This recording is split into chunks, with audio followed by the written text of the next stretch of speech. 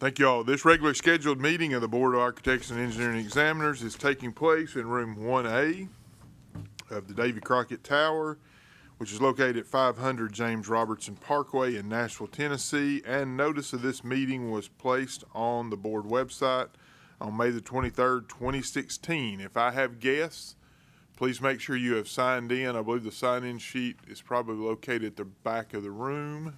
I think it was on that table I saw. Thank you. And make sure you have done that. And at this time, we will have a roll call, please, Wanda, for our members present. Susan Ballard. Here. Hal Balthrop.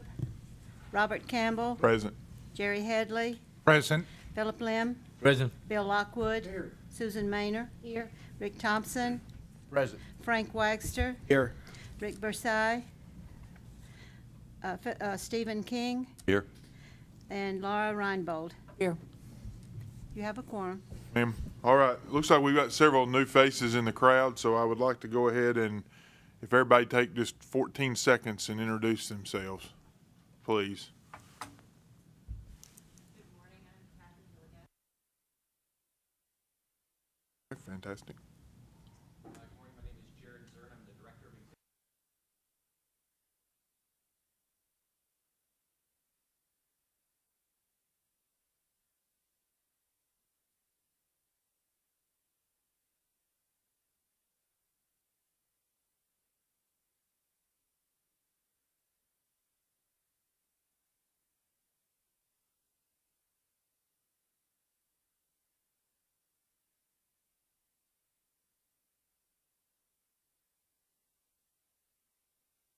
All right, thank you, and welcome to our guests to the meeting, and sorry to put you on the spot so early, but that lets the caffeine kick in with me a little bit longer. Okay. So, John, are there any announcements that we may have? Well, I guess I could announce that Hal Balthrop and Bill Lockwood, this will likely be their last meeting. Of course, Hal's not here, but they're not seeking reappointment to the board, so just thought I might take this opportunity to recognize them for their service. And of course, you'll be receiving a nice certificate suitable for framing at a later date. Can we get your account number so we can charge stuff to it while you're gone? But again, thank you all, and Bill, since you're here, thank you for your service. I know that's it's been a long time. And a lot of different things that we've all gone through, but I appreciate you for that. And the state of Tennessee is going to sorely miss both of them. Looking at the agenda, are there any changes or additions that need to be made?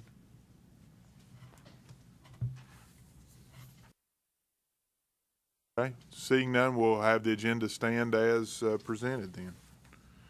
All right, John. Looks like page 74. It's up to you on the consent agenda. Great. Those are the minutes from the April 2016 board meeting for your review, approval, or edits. Mr. Chairman, I move that we approve the minutes of the previous meeting. Second. Any discussion? All in favor say aye. Aye. Those opposed? And the ayes have it. Page 88, John. The staff complaint report. Page 88 are the complaints for board decision. Now, on my iPad, it's gibberish. Is it on yours as well? No, mine it's gibberish. Does anybody? Is it clear on anybody's iPad? It's gibberish. So Dan, Anybody in who light of the says it fact is. that they can't read it, what would you recommend on that? Why don't we push this back a little while, and if we can get someone from staff to print off Yeah, we some can print out copies. hard copies. We'll do that. Well, the other thing we could do is we could look at it cross-eyed. It might make more sense, right? Exactly. Yeah. Oh, different sets of glasses. You're an electrical engineer. It may be in binary, so we'll be all right. Okay. All right, well, we'll go get that taken care of then. Public comment, anything? We've got one, okay. So the next thing we have up is our professional society reports. Who wants to start? Casey, you look like you're ready to roll.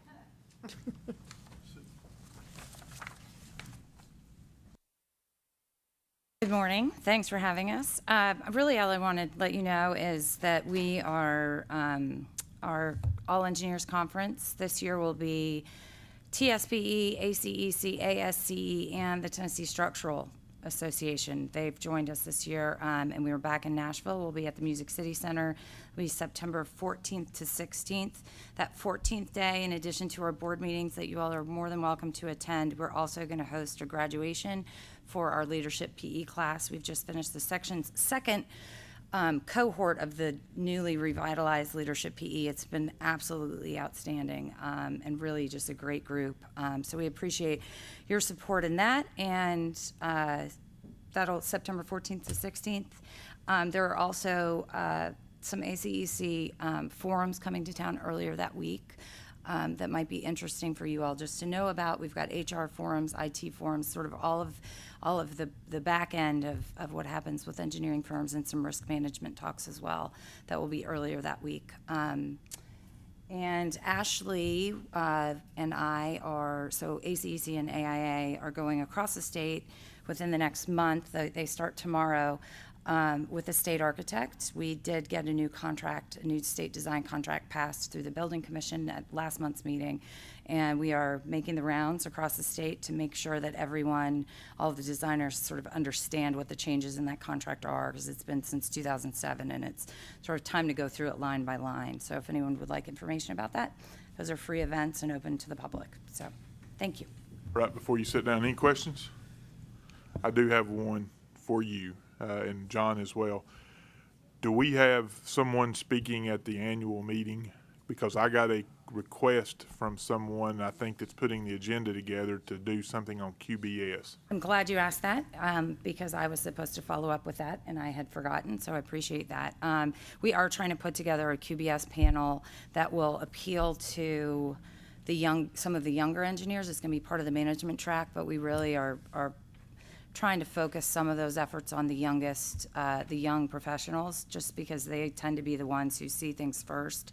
And the earlier we get some of those, the more likely we are to be able to handle them. We would love it if someone from the board would, I know you have to vote on that. So if you could speak on behalf of the board, it would sure be appreciated. I mean, I'm willing to do it if it's okay. I didn't know I will be at the meeting, so I mean, approving travel is not a big. I think I should be available those dates as well. That would be so. fantastic. I mean, we can take a motion to approve you and John to. I'd like to make a motion to approve you and John to speak at the annual meeting for the TSPE and the ACEC on the QBS. Second. Any discussion? All in favor? Aye. Mr. Chairman, I do have I would like to ask Casey to help me on this and help the committee. Yesterday, engineering committee talks about inviting somebody from the AEE, the Association of Energy Engineers people, to come and meet with us. If you can pass it around to our engineers profession, ask them to come. They're welcome to attend the meeting, and I think it'd be good. Because this energy solution company is not going to go away. It's going to continue to build on and going to make us be a little bit more alert what's going on. So thank I'd you. be happy to get that out to everyone. Thank you. Thank you very much. Appreciate it, Casey. Ashley, you're up next. My name is Ashley Cates. I'm the Executive Vice President of AIA Tennessee. I'll follow on Casey's OSA workshop. We have several meetings across the state in June. You all should have, as a member of the organization, should have received information about it, and it is free of charge. So let us know if you have any questions about that. Feel free to attend and ask questions, because no contract is perfect. Wanted to let you know that our convention is coming up on August 24th to the 26th in Chattanooga, in Rick's area. The Tennessee Architecture Foundation approved a grant to provide a free complimentary registration to the newly licensed architects from January 1st of last year to May 31st of this year. So Jeannie will probably be getting in touch with you about those architects that were licensed. And so essentially AIA Tennessee, now that we received the scholarship for their free complimentary registration, AIA Tennessee has rented out, it's called a crash pad, it's a hostel. So newly licensed architects in Tennessee now are able to come to our convention for basically free of charge. So we are also recognizing them at the convention with a really cool award, and I should have brought it and I didn't bring it. I'll try to think about that next year. It's heavy, next month or August, it's really heavy. But it pertains to Tennessee. So anyway, that's exciting. And on that note, we have several workshops focused on EP. And when Casey mentioned something about that, I talked to Jared Huter, and he would like to extend the invitation to John. NCARB will be having a workshop on Friday, August 26th. So if John, if you would like to be part of that, or anyone from the board, I can send you the information. I think it's from 1:30 to 2:30, but I can follow up with you on it. We have a board meeting on June 13th where we will be approving AIA National has reached out to us for 2 different pilot projects. One is a graduated dues program for new members in the government and education entities, where if you're a new member, we'll work with you, and where you're not going to be paying full-blown dues, but you'll be going from 25.50 to 75 to 100% over the next 4 years. So these are just for new members to try to get them interested into what the association does for the profession. And then last, AIA National has reached out to AIA Tennessee, and we're kicking off, it's an Architects Advocating for the Profession program. And we're trying to pull in emerging professionals, let them understand the importance of advocating for the profession. So what we're going to be doing is putting them with a mentor. We've asked for, it's a kind of a pilot project, and we're going to officially kick it off at our convention. But we have about 10 people now, 5 teams, and we're matching up an apprentice, which is an emerging professional, or really anybody that's not really active and wants to learn more about the advocating for the profession. And we're going to match them up with a mentor, which is someone that's been there, done that doesn't have any problem going either to the licensing board and or to a legislator or a congressman and talking to them about the issues affecting the profession. So we're excited about it, and there's also another part of it, which is PAC fundraising. But we think that this will be a good thing to bring in the younger architects, and something where they're not fearful of going into a state legislator's office to talk about it, about the profession. So that's what we have going on. That's it. May I have some questions? Actually, the owner-designer agreement, that's the new one, Yes, sir. is that was there actual legislation passed, or was that as a result of legislation being introduced? That was a result of legislation being introduced. Chairman Charles Sargent and Senator Steve Sutherland, introduced legislation. We tried to work with the state for the past several years on finalizing a contract, and never really got anywhere. So we felt that we needed to have a little more influence on the process. And so once legislation was introduced, all parties came to the table, and we negotiated a contract. And so it was the best contract that we could get. We tried to get a lot more than we got. But from my working group, from the engineers and the architects, they are happy with what we have now, and that we continue down the road. The most important thing, I think, moving forward, is to educate our legislators and our policy makers about the importance of designers, architects, engineers, landscape architects, and interior designers, and let them know the value of it. Because a lot of times budgets get cut, and the first thing they want to do is look at your services and how can they be cut. So the more powerful we are together, the better. So I'd like to thank all the parties involved, because I know it's been a long process. Actually, does the contract go into place immediately, or does it start July 1, or is there a time frame? it'll start July 1. I think I sent something out in the email about it. It's effective. Any contracts after July 1 will be going into effect on the new contract and currently. So anything right now and up until July 1 will stay with the current state contract. But Peter he's going to be, Peter, the state architect, will be developing a memorandum about it. We've asked that he develop one addressing the contract, addressing the different types of procurement. There's 3 different paths.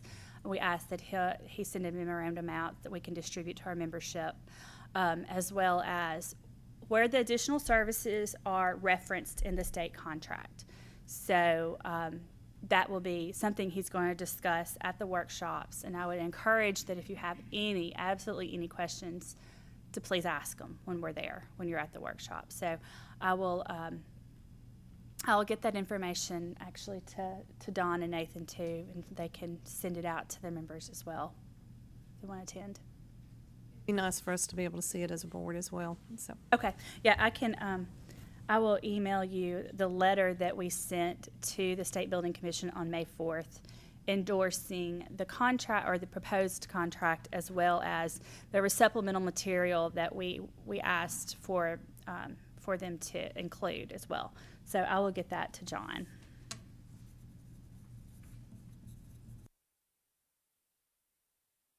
Other questions for Ashley? All right, thank you Thank very you. much. Nathan?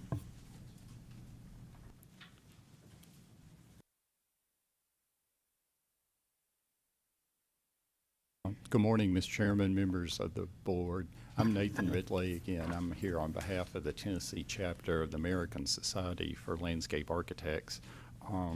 We're sort of in a legislative session mode. The General Assembly completed its work on April 2nd, and as Casey and Ashley have noted, and Don would too if he were here today, that we sort of shift gear into the summer session, and this year is an even appropriate to kind of segue on what Ashley was mentioning about civics education. I sometimes feel like that boring school teacher that nobody wanted to listen to in high school to talk about the importance of registering to vote and to knowing your legislators. I mean, we have a case study here on this contract of how to influence public policy. And for the design professions, y'all all know, but we have to convince our members of the importance. It's different buying your services than it is a box of pencils. It's different buying your services than buying a box of pencils. And it sounds like common sense right here, but when you're talking to city commissions, city councils, and county commissions, and even state legislators, they go, well, why don't we just bid it out? So you have to constantly work on that educational process. And the nice thing about this being an even-numbered year, our legislative friends are much more likely to listen when their names are on the ballots. So this is the chance to engage them and say, this is what's important to me as a profession. And I know I'm preaching to the choir, but this is what I try to do to everybody that's a member of the Tennessee chapter of Landscape Architects. Because when I go to the meetings, except for Bill and me, we're the oldest ones in the room. So to that importance, and kind of along those lines, they made me actually do what I preach sometimes, in that they sent me to Washington at the federal level. And we talk about government being peeling an onion, that the core is probably local government and state government and the federal government. So we had a chance to visit with our congressional friends about the importance of infrastructure for the national park systems, and another piece of legislation appropriately titled Roads Not Roses, that it was tried to make simplistic the idea of stormwater management.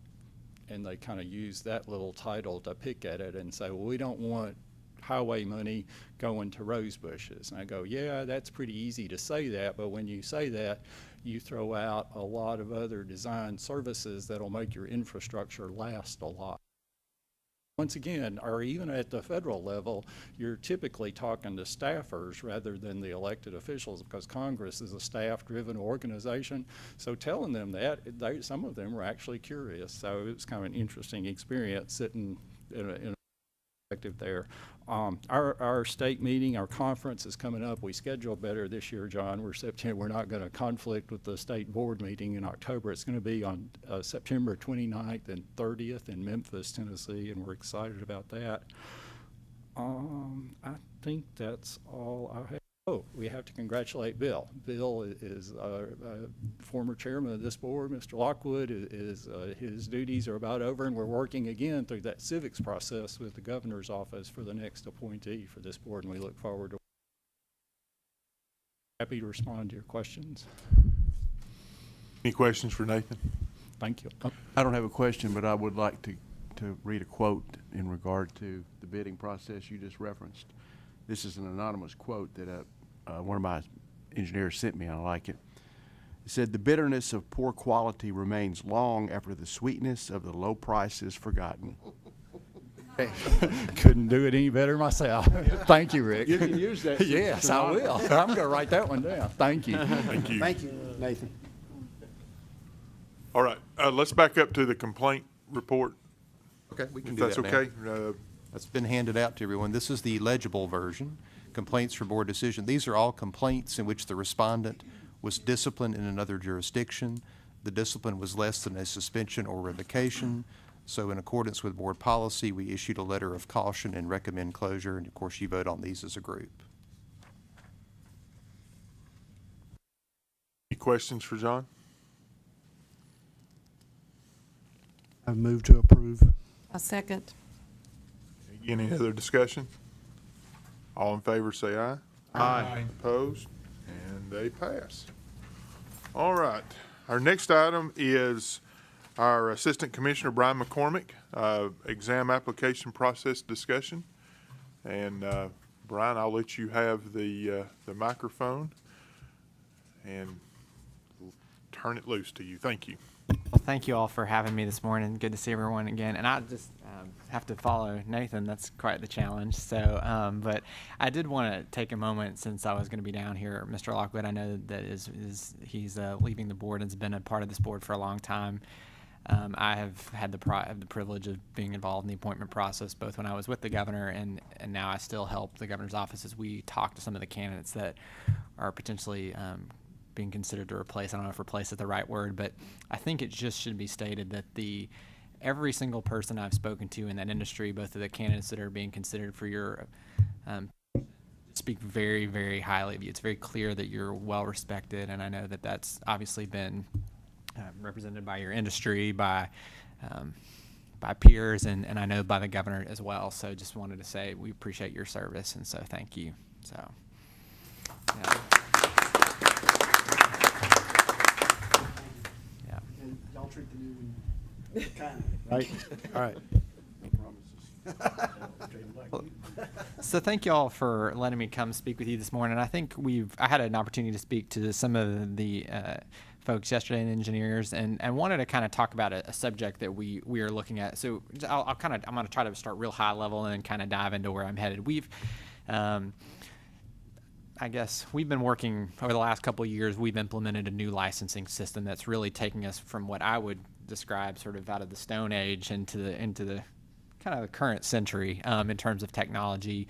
We now have a Windows-based system. We used to have a DOS-based system. We're getting to a point where our application process is going to be online. As renewals have been online, we're moving to that across the board to kind of get us set so our licensees, prospective licensees, will have a much better interface. And so with kind of the electronic interface of our department. And so with that, we're seeing a lot of ways to which we can measure our performance, how we can see how we're doing. We can track a lot better based on reports we're able to pull. There's just so many things that are allowing us to manage our business process in ways that we couldn't before because the technology was so limited. And so as a result of that, and I brought Kimberly Whaley here with me. She's our director of licensing. And so we have taken an opportunity to say we are going to look at efficiencies for all our programs across the board in terms of how we're doing licensing.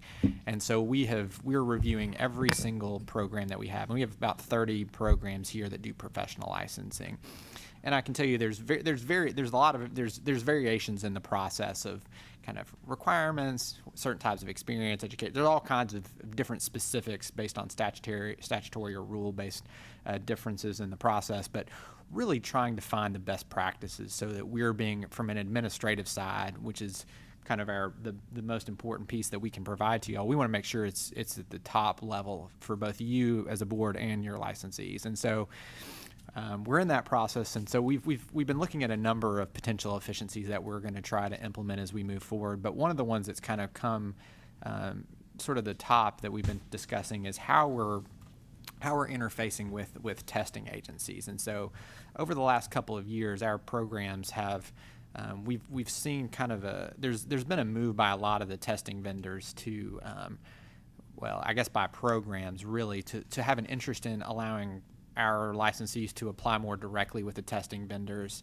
than starting that process with the board. And so I'm gonna try to kind of give you sort of what that looks like. And so there are three program areas that I've got John's I want to have him chime in if I misstate something, because as you'll probably know, I know we have a lot of programs, so I know this much about a lot. So sometimes I'll stick my foot in my mouth, so I'm going to try very hard to make sure I parse this out different. But there are three programs here that I wanted to talk about: engineers, landscape architects, and how they do the process. So I'm going to start with the landscape architects and architects. So currently, kind of let me back up. So in terms of why we're looking at doing it, why we're taking a look at this, we have when a person applies to the program, to the department, to your program, the governor looks at amount of we call it licensing time. How long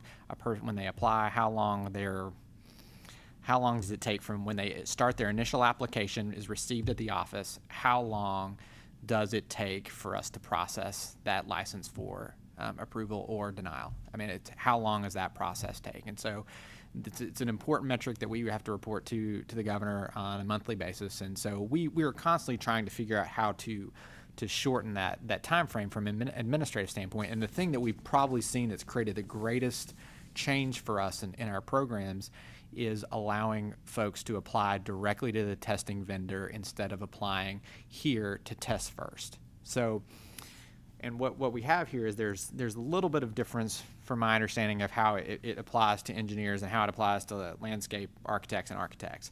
So I'll start with landscape architects and architects. So for you all, what we kind of propose is this idea that when you apply the program, you would apply having completed the test. We want people to start here at the program when we start the process of licensure. So if you were applying to, if you're starting to interface with our board, you can come with your test scores and your experience, and you say, here's our information, we're ready to be licensed. So our program staff isn't having to approve whether or not you move forward in testing. And so right now, what the staff does, and John, correct me, is that they're looking at they're making sure that you have the technical requirements needed to test. And so what we found is that most testing vendors, when it comes to objective criteria such as educational requirements, you can lay those out very specifically, and the testing vendors will check for those on the front end and will allow for a person to apply for the test or not apply for the test, based on the requirements that you all have laid out. And we have seen this, and just so you know, the range of programs that do it here are pretty wide. We have it done by, when I explain this, I use two of the program areas. We have the accountants program does this, and so does cosmetology, and they're pretty different programs. Cosmetology, for instance, uses PSI as their vendor. Accountancy uses NASBA, which is a very similar association to your all's professional boards associations. And so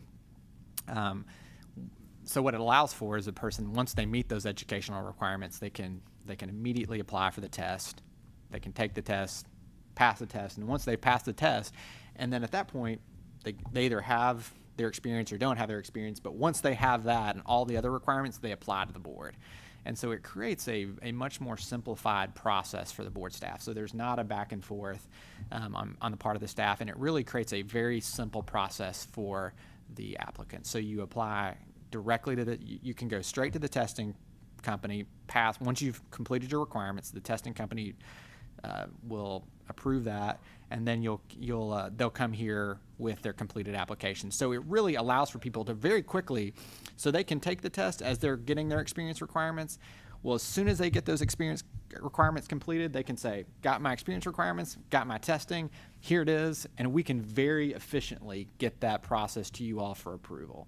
And so we think this is a pretty significant one. It prevents kind of the back and forth of a person coming here, us approving them to test. And in some cases, we approve them to test, they don't take the test, or they don't pass the test. So your staff is having to spend time working on applications to which a person may never actually get to a point where they could actually be licensed because they haven't passed the test, et cetera. And so we have seen this. I was speaking to the accountancy director about this yesterday, and she, as I was telling her, she's a big fan of this process. She was like, I'd be glad to share her experiences with it with you all about why she likes it. But I can tell you, so accountancy have these education experience requirements, and what they find is once an applicant has completed it, they're currently, last month, their average a licensee's time with the accountancy board is 4 days. So it's a pretty quick turnaround for someone once they have those requirements. Is if you were wanting to be a CPA, as soon as you've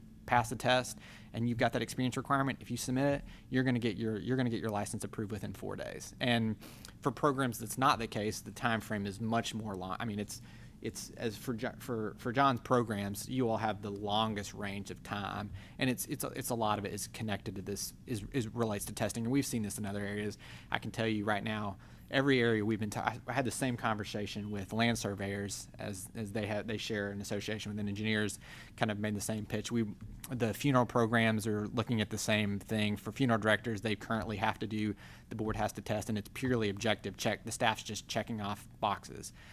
And so we found that this is making it a more simplified process. So, Brian, if I could just jump in real quick, I'll just say, the reason we're separating the professions here, for architects and landscape architects, this is not really a significant change because you've allowed candidates to sit for the exam prior to completing their experience for years.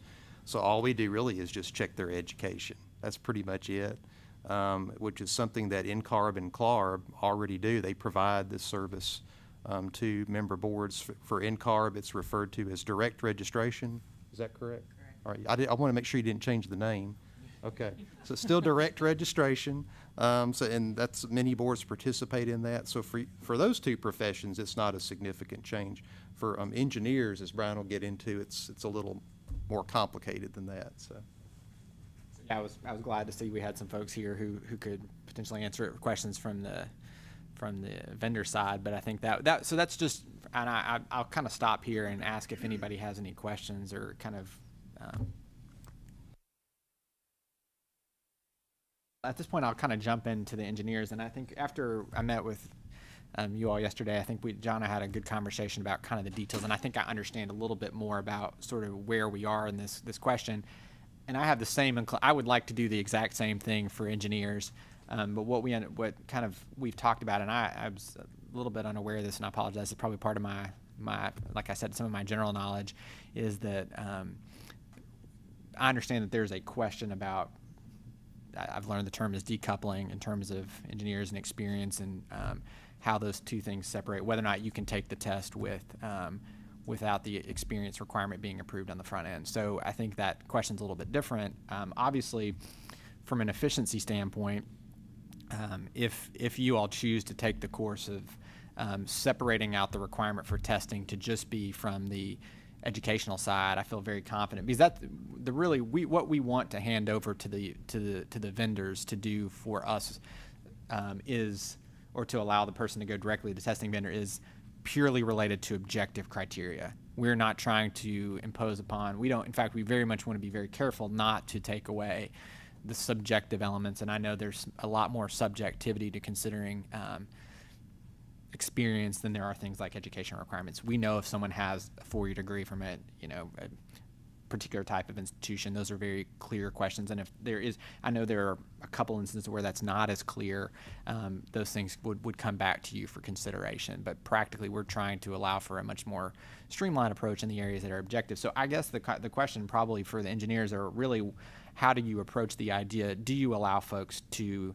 take the test? I think the conversation that I'm having is much more appropriate when you all address the question of, can people test without the experience requirements needed for testing? If it's just educational requirements, which we've seen, and I'll say we see this as a trend moving.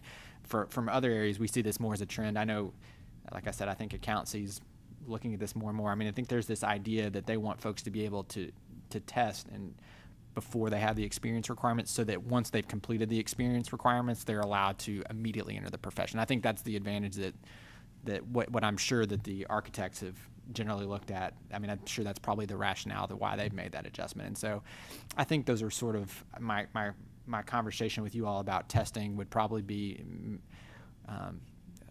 more appropriate at a time when you all have answered the question about decoupling. And so, I mean, I think this is a good time to answer it because as we know, we are interested in knowing if you all have any legislative proposals, and I understand this is a statutory consideration. So if it's something that you all want to look at in terms of from the question I'm bringing about testing, I think it's probably, like I said, the question's more ripe at the time that you answer that question, because I would be less inclined to advocate at this point that you all allow the testing vendor to do experience. I think, and it was pretty clear to me yesterday that you all very much want to steer clear of that, and we're not really pushing for that. So we really wanted the program. We really want this testing piece to be addressed on the objective elements. So I know I've spoke to some of y'all yesterday, but I'd be glad to answer some more questions or on both the testing or on decoupling in general.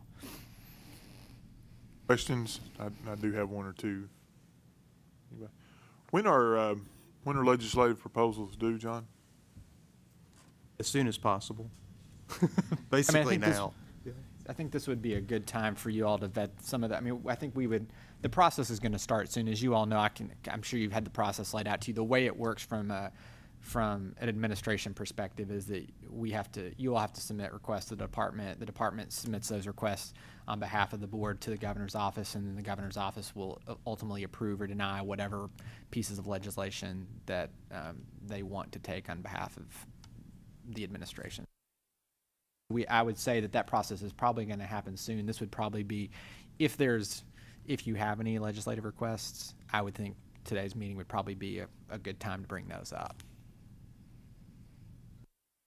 Secondary reason, obviously time, because I think that should we decide to go those routes, it's not just one thing that has to be changed, right? I mean, we do have the one section about exam, but we also need to, there are more than one piece, I think, that has to be changed.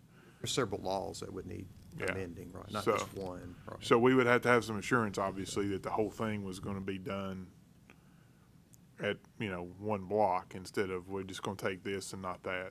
And that's how we would encourage you to address it, and all of the changes that reflect to change you want it at once. I mean, I think that's the less times we have to go to the legislature about an issue, that's definitely a better thing. Other members?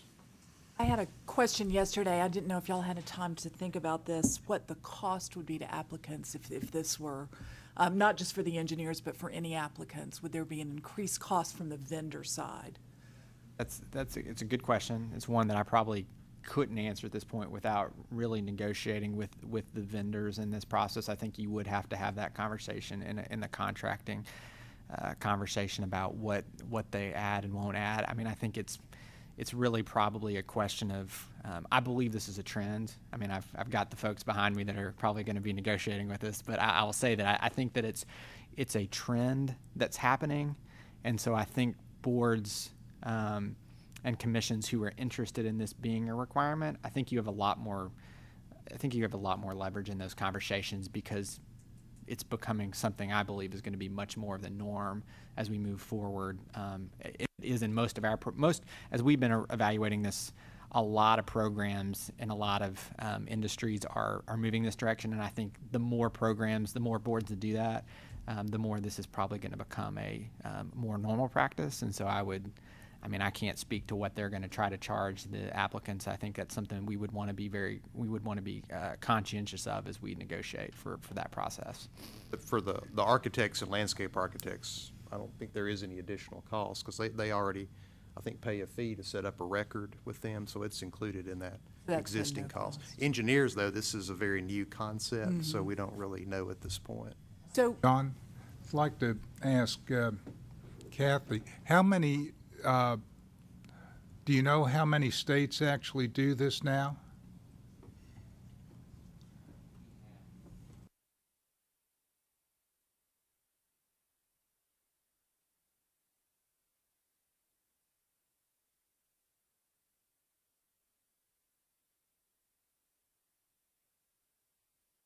My next question, John, how does that affect us? Because if NCARB is, if it's handed off to NCARB to address education experience and all that, how does that affect us? Because It simplifies our process. I mean, right now, we're essentially duplicating really some of the work NCARB already does. They already verify their education with the transcript. So, and for those that apply to take the test before they complete their experience, that's really all we check, is just make sure that they've enrolled in IDP with NCARB, that they've established a record, and that's where we view their transcript. So really, it's a duplication of effort for us, for the architects. And how much, then if we start doing this as the board, what all we would end up having to or tweak our rules and regulations to accomplish this? There would likely be some changes to the rules and regulations, yes.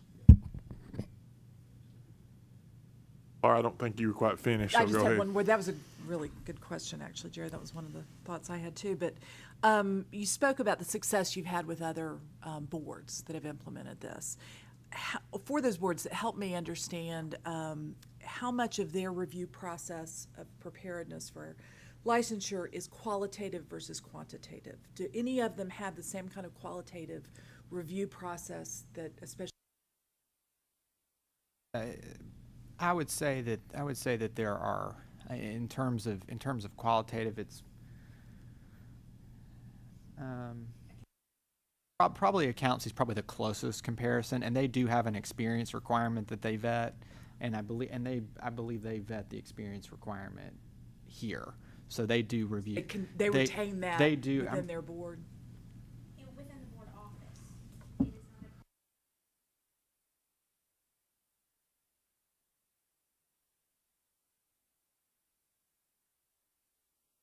So from an experience standpoint, I'd say you are probably in the I'd want That's a unique thing for our board. It's probably fairly unique. It might be not totally unique, but it's not the most predominant, and it's not the most predominant piece, which is why I think for me it's kind of stepping back a little bit from our conversation yesterday. I want to make sure that we're very clear that what the authority that you would grant would specifically be Quantitative. Quantitative, non-qualitative. So for us, the challenge would be figuring out the process, the systematic process of putting quantitative review in the vendor's hand and retaining qualitative review by the board. And that's a unique challenge to our board because of the way that we review, or the requirements of our review and our responsibility. Okay, thank you. Philip? Just for discussion purpose, I think that while we have challenges, if we like the model law and NCWS, if we give them a list of objective, and if I were the candidates to apply for it, and the checkbox says you're missing something, you're questionable about your design experience, there should be a way to toss it back to us. So at the end of the day, the board still has a say-so. But those clearly, like a classical case, you go through 4-year degree and you went to engineering firm, you work for 4 years, you got 5 references out there, you got 3 of them are PEs, and you have direct supervision, you also have some peer supervision. That should be case in point, that should be kind of a standard pass-through, give them the time to go take the exam. But if they don't meet those criteria in terms of spelling the objectivity to whoever is the vendor is going to do it for us, the vendor ought to be smart enough to kick that person out back to the board for consideration. Now that will probably save a lot of let's say you may have 1,000 applicants in my XD.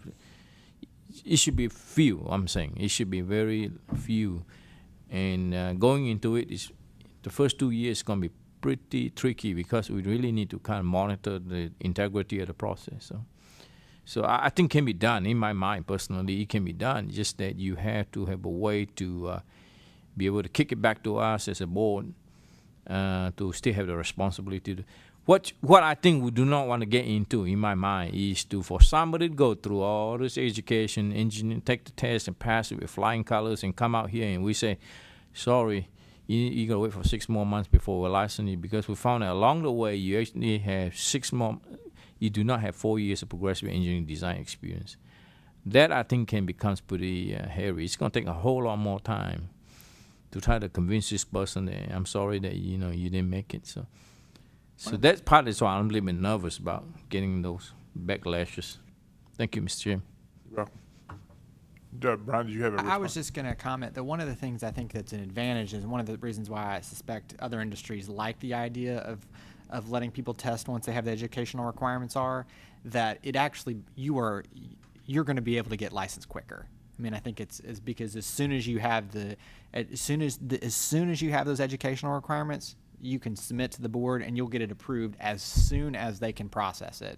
Versus now, once you meet the experience requirements, you then have to go through the process, getting approved to take the test, go take the test, have that information come back to you all, and then get approved. And so this actually expedites. I don't know what the time, how much more it expedites, but it definitely creates a more expedited process for an individual who has met the experience requirements, met the educational requirements, will now be able to be licensed quicker. And I think from our perspective, that's a good thing, because once they meet the requirements, we want people to get to work. And so I think that's one of the reasons that this is the idea of separating out education and experience requirements to us is a valuable consideration. Barry? Just follow up on what Phil's comment was. What about, and I addressed this to our NCARB representative, the states that allow you to do this, like Phil had mentioned, if there's something that in the experience that doesn't quite fit, does that get kicked back to the state for their board to chime in on? So I'm not going to brag, but I'll tell you our system is better than that. Our system doesn't let a candidate record or transcript come to the state until they're actually complete. So as you were mentioning, we built into our business rules the assessment of all of the requirements for the jurisdiction. If any one of those is not present in that candidate's transcript, we are messaging to the candidate, you're not done with this, you're missing this level of experience. One of the ways this speeds up the process is it actually puts the power back in the candidate's hand of knowing where they have deficiencies. If it's deficiency in contract administration, they're seeing it every time they log into the system. They're coming back and having that conversation with Rick in his office going, I need more experience in contract administration because that's my one area of deficiency. It's not until every box gets checked that the transcript is released to the state.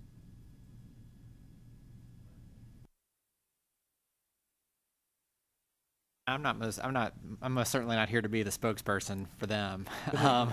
Just to be clear, I'm not advocate. I'm just saying I think what we've seen is that this exactly the position they just articulated is what we're experiencing from vendors, and I think there's an expectation on vendors who are working with licensing programs to do this. I think it's becoming a trend. I don't think it's coincidence that NCAAS is getting into this business. I mean, I think they see.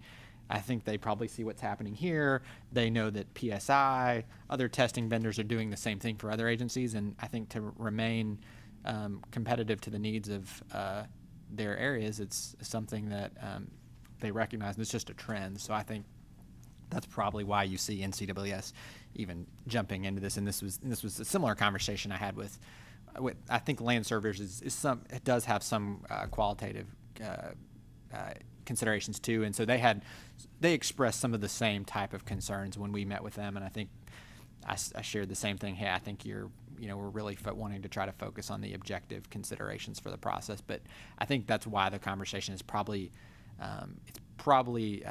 less ripe for folks on the engineering side, because NCAAS is just getting involved in this, but it's definitely very, very ripe. As you can see, we're I think they said over half the jurisdictions, and I suspect that'll, based on kind of my experience of how these things work, that's probably definitely the trend where folks are going on a national level.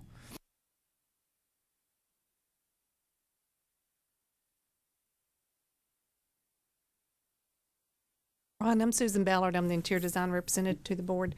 And while we're not involved in all the things, I do want you to know when I went through the re-registration process with the new website, it was great. Had no problems, no hiccups. So I commend you all for doing a good job and getting that massive thing underway and implemented. So I want to hear something positive every now and then. Thank you. Okay. Thank you.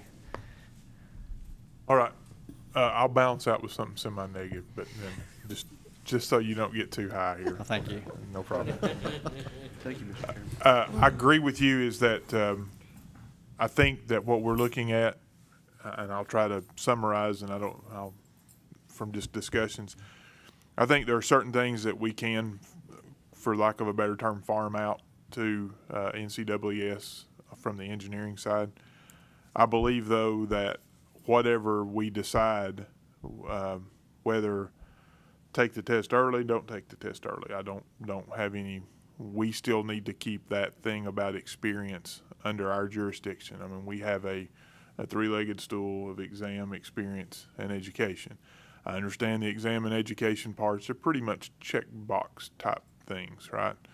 But I do believe just because we see issues with experience or the way they've stated their experience, that I believe that if we don't keep at least that under our purview, that we may lose our reason for being here as a board. If somebody else is ratifying every decision, then we're just kind of at the end of the day a rubber stamp. And I don't know that that's why we were put in this, unless again the charter changes or something like that, or our charge changes. I think that we need to be careful about that. So my observation is, just based on the effort that it would take to kind of go through and rewrite, the outreach that we probably still need to do with the engineering community, we would not be ready to submit some sort of legislative proposal in time for this particular year. It's something, though, that I think we need to put as a to-do, or whatever we need to have as engineers for the upcoming year, because I agree with what you're saying. I mean, in theory, efficiency and all that, but we also need to make sure that we are the backstop to for what we're chartered to do, what we're charged to do within the state of Tennessee. So that's just a comment. And I appreciate that consideration. And like I said, I think you all are kind of on the beginning of this process. The engineers side are on the beginning of this process. And so I would most certainly respect the board and the association taking a look at it to see if it's something, the association may see this as a very good and may want to do that on their own outside. I think it's most certainly a prerogative, and I would most certainly want everyone to look at this issue thoroughly. I think that's really my goal, particularly with you all, and kind of getting a little more clearly educated in the process with you all. I think it's very appropriate for you to make sure that you're comfortable with those things, and we're not trying to rush it forward. I don't have any objection to that. I think that's most certainly reasonable and I think a good place.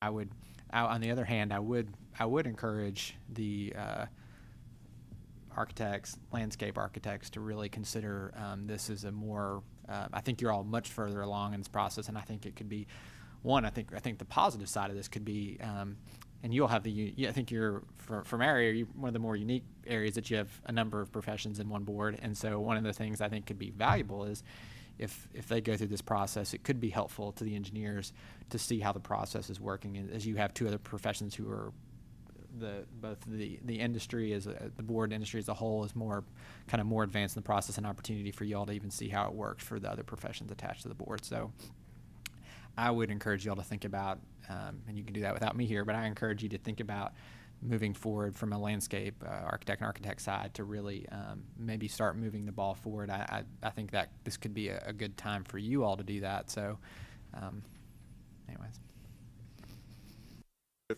Hey, John, can you, thank you, Brian. I think those were good information, and I think times of change is here. And for us to ignore what the opportunity out there will not be very good thing to do, I think. But I think going forward, John, assuming tomorrow we'll wake up and we go through the process, can we start to collect some data? How many of those, assuming that you appoint one of your staff to be the NCWES, They call ones. You got two ones. Pick one of them. A, B, C. Which one you pick one? And just go through a process. Is how many of those applicants that really go through is a lot of just basically walk through. Because you think for a minute, the board really, we don't really look at every application. By and large, UHD took care of a lot on model law now. So that saves some time. Comedy, right? A comedy for comedy. And then, just by and large, I think one of the biggest struggle engineering has is we got a lot of this foreign degree. We spend a lot of time on, in my review, is with education and experience. The experience part is getting more and more tricky now because a lot of people, when they're hired to a company, big company, they may not necessarily go into a design profession. When we think of a designer, we think of a guy who sits in front of the computer. Back when I was coming along, I was using a pencil and a paper and a ruler. But now everybody's using AutoCAD, drawing something. But I think the day has come that a lot of these things been done a lot by draftsmen and electronic version. So I was wondering whether we could begin to really collect the data if we want to get to where we want to be as Brian has presented to us. I think I'd like to have those data and maybe perhaps how many % of your time you're spending on that. I think they'll give me a better way of educate decision that I can kind of make a motion or whatever you want to call it. I just feel like I can't make a good decision without data in front of me. Sorry, I'm just an engineer. And yeah, we can definitely provide you some data, like the number of pending applications that we have for exam and how many of those actually have taken the exam after they've been approved by the board. That kind of information, Right. I think, like you said, could be very helpful to you. And second part of that, I think that we have not engaged a conversation with NCWS. Perhaps we should invite them and talk to, well, certainly talk to those big bosses up there and talk to them. And I just got a communication from them earlier this week, I believe, that they're starting to do more outreach to member boards now. I think they've learned from NCARB, I believe. Maybe I think NCARB's probably talked to them about this, or they've asked them about it. But they're going to start visiting states, at least at the state's invitation, in the near future. So I think this would be a good topic of discussion if we invite them to attend one of our meetings. And our in the annual future. meeting is coming up too, so Yeah. we ought to Yeah, we bring that definitely need out. more information from them, especially on the experience piece. So Brian, I think it's good timing for you to come to us because I believe that I am for one to look for opportunity to change. And I told you yesterday, anything can save money. I'm in it, buddy. Thank you. Very good. Dora? I really appreciate also this conversation. It's really distilled this down into some very specific issues that I think y'all have addressed very well. One is the applicant experience, which I think you've talked to, that really, that the cost, the speed to licensure, those are some of the issues in my mind. And then the denial piece, if you're denied post passing a test. So what is the applicant experience that we would see? And NCOWS and some other licensure might give us some more information, but getting some kind of the integrity of the process from NCWS, if we're delegating that, how does that look? What's that system like for the quantitative delegation? And then the ROI of data, I think, is important to know too. But I think Robert's discussion about the decoupling philosophy, we would want to know, we've been very clear, I think, as a board, from the engineering side of the board, that the association's input on this, we really want the associations to lead the legislation. It's important. And so this helps us say this may be a piece of information for applicants and registrants that might be beneficial to our potential registrants. And so this is a good part of the discussion that we're still having. So thank you. Provide more information to the association too. That's all. That would be We'll important. probably sit down. I think Casey, I can sit down and I think that discuss would be important because it's really a part and parcel of what we're doing here. And again, and you understand this, but just for the record, the important part is that when we go through the legislative process, we don't want one group saying, we would rather we all go and you've been through this enough. If everybody sings from the same sheet of music, everything's fine. If you've got two people butting heads, it often gets convoluted, and what gets passed, if something gets passed, is much more screwed up than what we started with. So we're trying to keep that from happening. So, all right, any other questions? Good. Brian, thank you very much. Thank you for spending some time with us. And like I said, I think we've got a good path going forward on what we need to do. Thank y'all. Appreciate your time. Thanks. Thank you, Brian.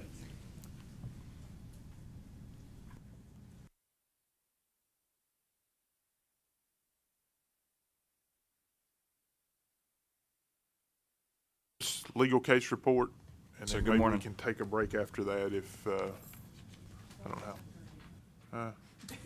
I know, Page 89 on your iPads, by the way. I know. I've given up on my record today.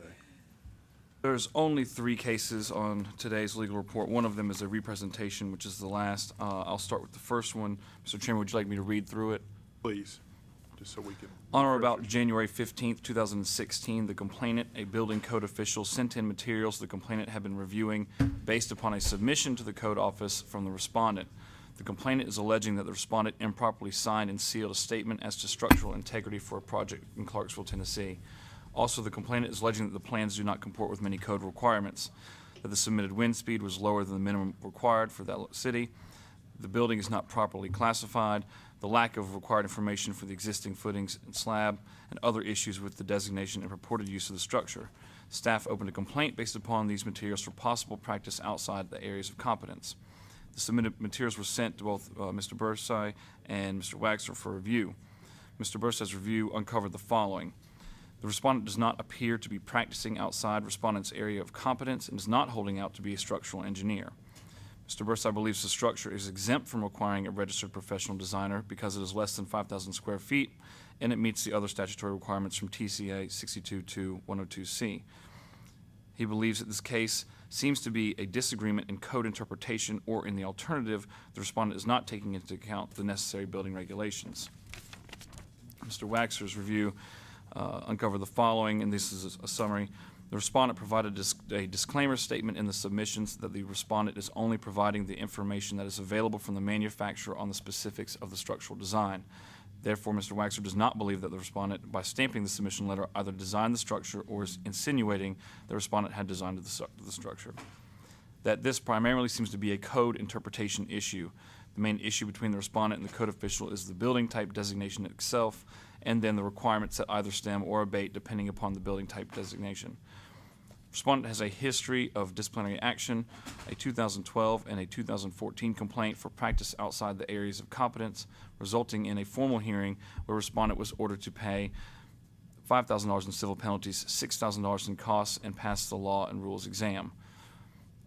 Legal's recommendation initially with regard to the primary allegation of practicing outside the areas of competence is to close the complaint. However, I did want to put this to the board that where legal is with regard to the information submitted from both the respondent and from the complainant, it seems that there is a back and forth with regard to this code interpretation. We don't know at this point in time if that has been resolved and addressed by the respondent. So if the board wants, instead of closing the complaint, we can maintain the complaint as open and verify and see where we are with the code information.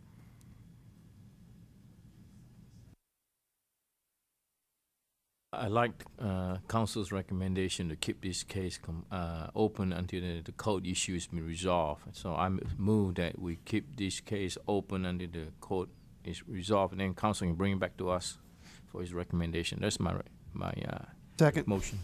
Second. Any discussion?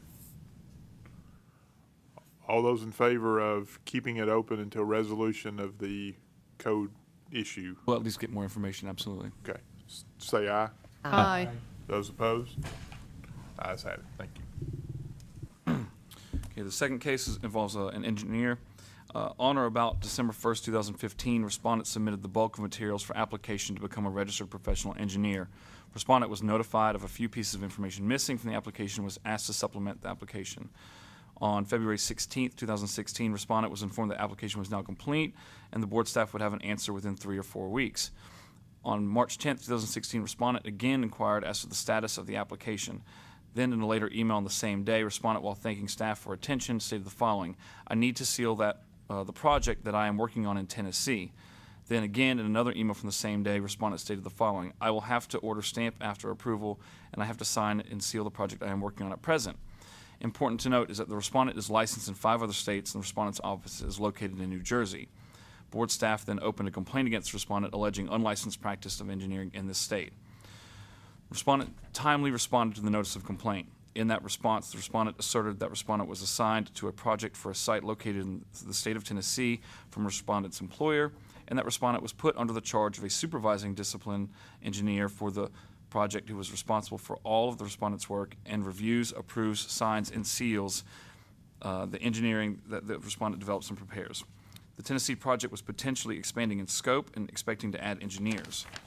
Therefore, respondent to add a sixth state of licensure, this state, in order to provide direct supervision to his individual work and potentially the work of others to provide flexibility and additional professional oversight.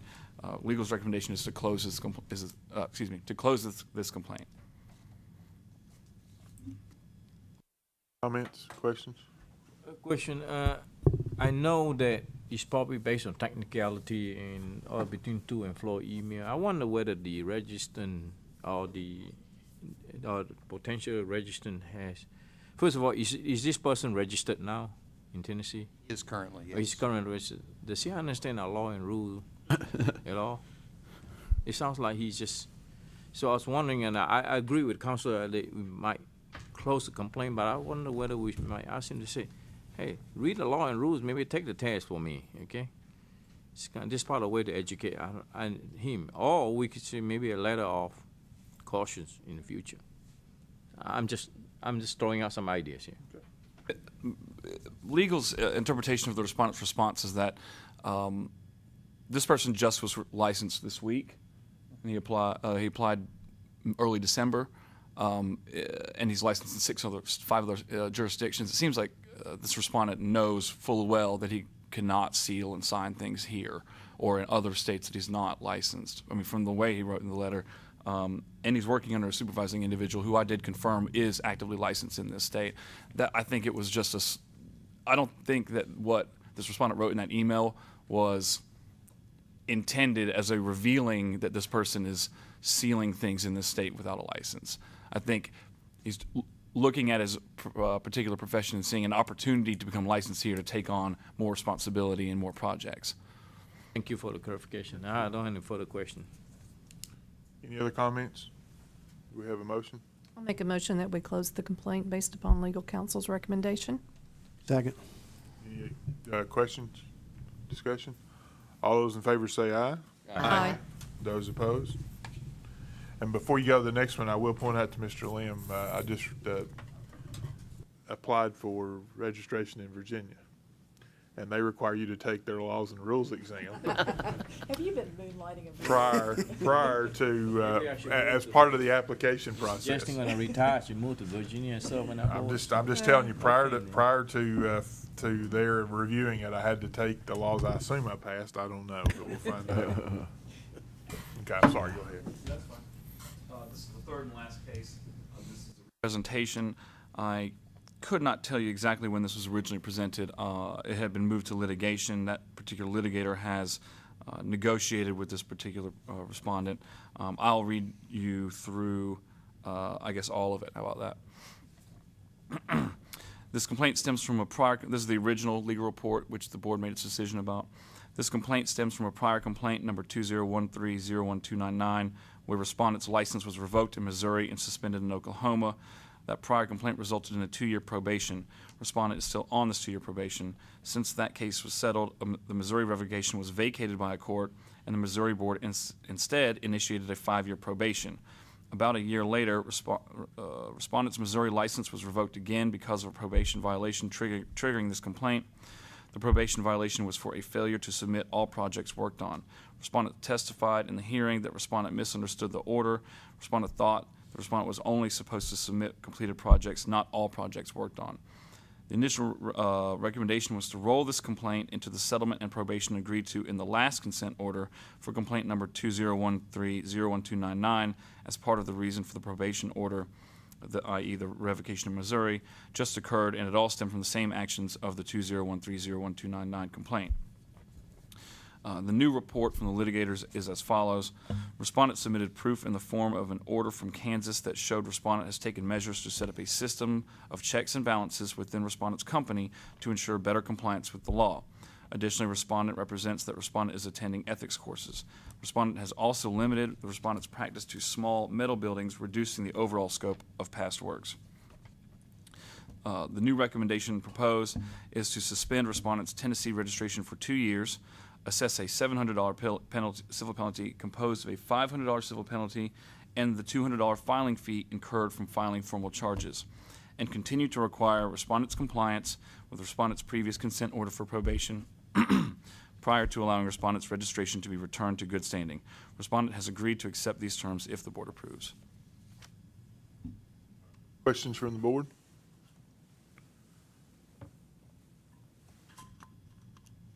Have a motion? So moved. I'll second. Discussion? All those in favor say aye. Aye. Aye. Those opposed? And the ayes have it. Thank you very much, Benjamin. Appreciate that. All right. The legal case report, and we're ready to get started again. So I want to call our meeting back to order. And I believe we have just got the audio video started again, so that's good. So we are now on our agenda item for the director's report. John? Yes, before we get into the reports on your iPads, wanted to give you an update on some administrative issues and national council meetings. I did attend the NCARB Committee Leadership Workshop in Washington, D.C. on May 9th. I have been appointed as chair of the Member Board Executives Committee of NCARB for fiscal year 2017. So that's why I was. Thank you. I'm not bragging on myself. I'm just doing a report here. Also. Is that how we stated? Yeah. All right. Sorry about that. All right. Also, the architect members and I will be attending the NCARB annual meeting in Seattle on June 16th through the 18th, a couple weeks. The NCAAS annual meeting is scheduled for August 24th through the 27th in Indianapolis. I think we're going to try to send 6 attendees for that meeting. And I think Ashley left, didn't she? But I think she had mentioned earlier that there was a meeting on August the 26th, and little conflict there. I'll have to communicate with her about that. Some administrative issues. Well, I want to let you know, I think Assistant Commissioner McCormack mentioned this earlier, but we are going to go live with online applications later this month. The date for that is June 22nd. So that's a big step for us. That's been allowed by the new licensing system that's developed, a web-based system. So I know for sure we'll be ready with the comity applications at that point, which would be the majority of our applications anyways. We're still doing some work on the exam applications and the reapplications, but for sure I think comity will be ready to go live on that date. Also, just for your information, I've told you before, we have a new customer service center in the department. And they are, currently they're taking most of our emails. They're routed through the customer service center. Beginning Monday, June the 6th, most of our phone calls are going to be routed through the customer service center as well. And I bring that to your attention because if you want to contact us directly without going through the customer service center, you can send us a direct email or call our direct lines, and I'll provide those to you. I don't know if you have the direct lines for all the staff members, but for the board, I'll provide you with our direct phone numbers so you can contact us directly about issues rather than being routed through the customer service center. If you call our main lines, our 800 number, it's routed through the customer service center. So just want to make you aware of that. Of course, the objective there is to improve our customer service.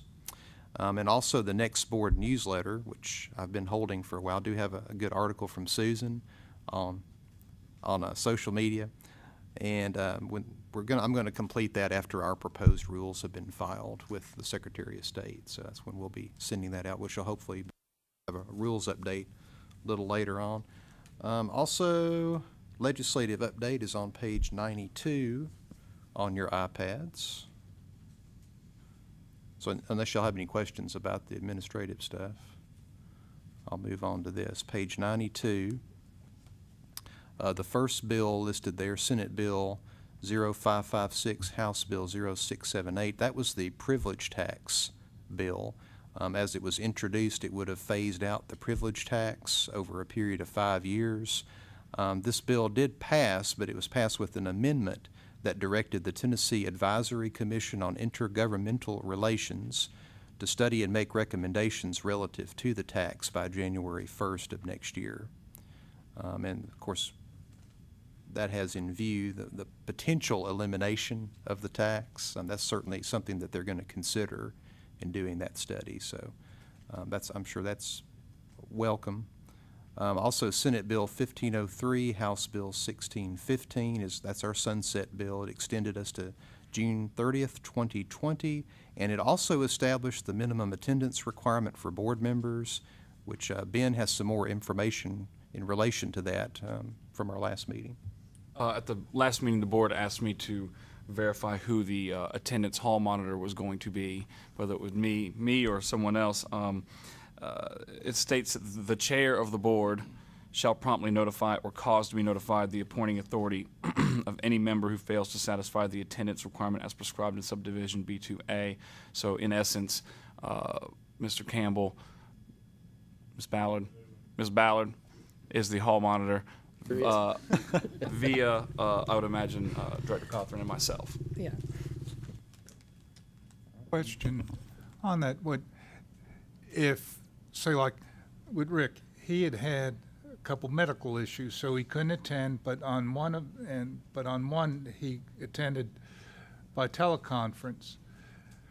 Do they define whether an illness is considered an acceptable reason for not attending? You know, is there some, other than just saying if you miss me after 3 meetings, you're gone? There's nothing within this particular statute which delineates an excused versus an unexcused absence, so to speak. Will tell you that attendance via teleconference would be considered attendance. That is something we can inquire about to see. I think that would be good, because if it means that I can't attend because I'm sick, do I need to have my doctor's signed note plus a funeral director signed note that I can't, I believe guidance on what's acceptable, not acceptable would be very good to clear up any questions any board may have. I would imagine that would be beneficial to most boards, yes, sir. And we will take a look into that. Thank you for bringing up Rick's health history, but Thank you, Jerry. I think that I think certainly we have the ability to be on conference calls and to do those kind of things, and several board members have availed themselves of that. And I think that's something, obviously this is 3 in a row, so surely in one of 6 months you can find a way to get on a telephone or something. So I think we can overcome that. He also brought up one question about that. Is that a calendar year, or is that during their appointment, or is there any kind of definition to that, Ben? Calendar year. So that starts July 1 to June 30th for the state calendar? That would be fiscal year. Calendar year okay. is January to December. Okay.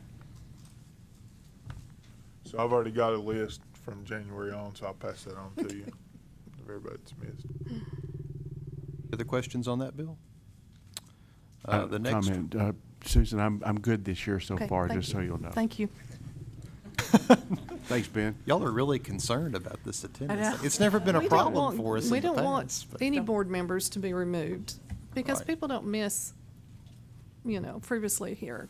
Yeah. It's very important, and we're all here when we can be, so. It's never been an issue for our board, so I don't anticipate any problems with it. But the next bill, Senate Bill 2535, House Bill 1533, that was the bill that allowed the state fire marshal to require and perform field inspections in lieu of requiring review and approval of plans and specifications for certain buildings and structures. I think y'all, as well as the societies, had some concerns about that bill, and it was taken off notice, did not pass. Also, House Bill 1726, Senate Bill 1672. I believe that was dubbed the Prompt Payment Bill. I've heard it referred to in that manner. That was taken off notice as well. That one did not pass. And I don't know the background on that. I don't know if the society representatives. Okay. Okay. And then on the next page, you have House Bill 2201, Senate Bill 2469. That is the Right to Earn a Living Act, and that did pass after some amendments in both houses. It requires licensing authorities, as amended, to submit entry regulations to the House and Senate Government Operations Committees by December of this year. The committees shall issue a joint report containing findings and recommendations by January the 1st, 2018. It also establishes a review of regulations as part of the sunset review process to ensure that rules are necessary to protect the public and do not unnecessarily inhibit competition or deny entry into a profession. And that's really the basis of the legislation, is just to make sure that all the regulations are really necessary and don't inhibit competition or deny entry. The Government Operations Committees may request the amendment or repeal of a regulation, and agencies that do not comply with such request could face suspension of their rulemaking authority. That's up to the legislature to decide. Also, House Bill 2569, Senate Bill 2534. This was part of our legislative package last year to amend our comity statute regarding requirements for architects to allow acceptance of applicants whose qualifications do not meet the requirements of the laws and rules if they hold a license in another jurisdiction and an NCARB certificate, and that did pass. And that takes effect on July the 1st. And also the appropriations bill did include our $350,000 for grants for the upcoming fiscal year. And that's it on legislation, unless y'all have any questions. Questions from the board? No? Good. Okay, also licensing data is on page 94. This is just for your information, showing you the number of registrants and firms, and also applications reviewed and approved for each profession. It's broken out by exam and comity. To the Deputy Commissioner's point earlier, y'all track time to licensure? They do have a reporting mechanism for that, right? From the time they apply until the license is issued. Track it by, and so you track it for us, you would track it by architects, engineers, landscape architects? Yeah, it can be tracked by profession, correct. Is that something you look at? Currently, the report combines the average for all 4 professions together, but it can be broken out by profession. The current report does not do so. It's just averaged for the entire board. That would be an important piece of data that Philip was asking for data. It does If vary that could be some. broken out, I think it would be interesting to see. Yeah, there is a Okay. variance from profession to profession.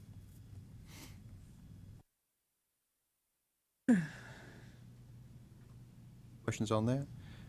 Page 97, we have some complaint data. This is just open complaints as of May 23rd. You can see we had 17 open at that time, all of which had clock stopping action within 180 days. That is, a consent order was issued or something of that nature that stopped the clock. We had, at that time, we had 1 formal hearing authorized to be heard by an ALJ, but that complaint has now been settled by an agreed order that was presented earlier. None in investigations. Our percent on time within the last 18 months is at 98%, which is well above the department's goal of 80%. So we're good on that. Oh, I'm sorry. Is it 88? It's 88 now. 88 now. They keep changing that. All right, 88%. Susan? John, from our hearing last year, the individual was supposed to pay their fines, and as of this August, that will be a year, and he was given that amount of time. Do we know if he has taken care of that or not? But we have not received his payment yet for the penalty. No, not yet. Does he get a letter, well, you have 60 days or whatever? This is our first hearing in a long time, so that's why I'm asking these questions. I understand. We can send him a letter, no problem.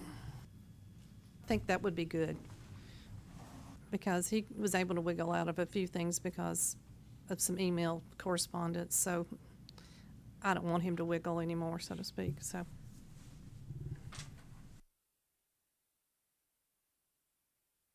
Questions on complaints? Financial data begins on page 98. This is for the third quarter of the current fiscal year. You'll see our licensing revenue has increased slightly from the third quarter of fiscal year 2015. Also, you'll notice our revenue has finally normalized again. The last two quarters, it's actually been significantly lower than in the past, but that's because we issued a bunch of early renewal notices last year before our new licensing system was implemented to try to get all those processed before the new system came online. So we did have a drop in our revenue, but it's now back to normal again in the third quarter. As far as expenses go, they're largely consistent with what we've had in the previous fiscal year. The main exception would be grant expenditures. That's up significantly because we expended all the grant funds in the third quarter this fiscal year. Last fiscal year, it was spread out over 2 quarters, which is a good thing. That means we got those contracts approved a little quicker this year, so hopefully that'll continue. And if you want to drill down into the details, those are available for revenue and expenditures. You have some colorful pie charts to look at. And graphs. Is it pretty?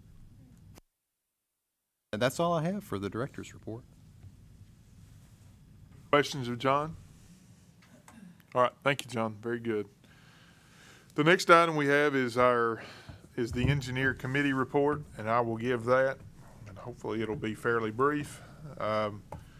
We had 3 applications to review. We had 2 phone interviews and took care of those during our meeting. Also, again, went over the engineering exam results, which we talked about being somewhat lower, 50%, which is a little lower on the civil side, I think, than we've been up closer to 55 or 60, we thought, but maybe not. Okay, I thought we talked about being a little lower, but that may be me forgetting something. And then also, Commissioner McCormick came and talked to us about the same information he presented today to the board, and we had a good discussion about that, and we'll continue to go through that process. And then we also discussed our delegates for the annual meeting in Indianapolis, and I think we will approve those at the end of this board meeting. Is that correct, John? Well, you want to do them at the end or now? You can do it at the end when we get to authorization of travel. Okay, that's Yeah, what I was hoping to be able to do. And besides that, everything else was there was nothing else to discuss. Like I said, the biggest issue was Commissioner McCormick's presentation and the discussion that ensued from that, as well as applications and interviews. All right. Any questions on the engineering committee? Jerry, you're looking at me like you want to be one. We'll get you there. Okay. Nope. Good deal. All right. Next is grants committee. Yes, we met at 8 o'clock this morning, and everyone was present but one person.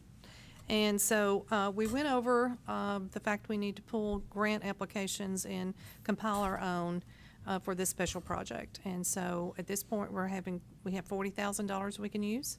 John's shaking his head, yes, okay. And so we want to get that prepared and be able to vote on it in August and then send it out to the universities and be able to hear their presentations in October. And then one of the concepts that we brought up is that we want them to submit their application unanimously, so that as we're reviewing them, we don't know who it is. And so, anonymously, excuse me. Not unanimously. No, anonymously. Thank you for the correction. So that way we are as unbiased as we can be in all this, and we'll have a criteria that we'll set up and then ask them to have their information back to us before. So if there's any other suggestions, send them to John and he will send them to me. So that's our report. Questions?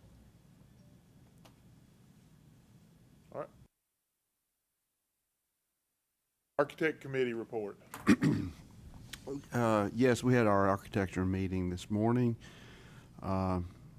We had the opportunity, of course, having our NCARB representatives here, it was a lot easier for us to discuss the 10 NCARB resolutions that we wanted to discuss this morning. The discussion was lively in some occasions and kind of normal in others, and it went very well. So those resolutions will be presented and voted on at our annual meeting in Seattle.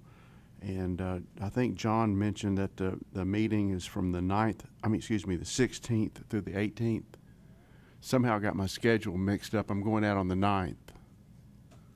Yeah, June 16th through the 18th. Guess I have to go to Canada when I'm out there. So, but anyway, but thank you for being here from NCARB. And the other subject was the exam application process, and Commissioner McCormack answered that very well, and so we appreciate his efforts. And I think unless you've got something else, that's all I have to report. Good. Thank you. Thank you, Rick, and thank you for Architect Committee report. Now we've got, the next thing is unfinished business.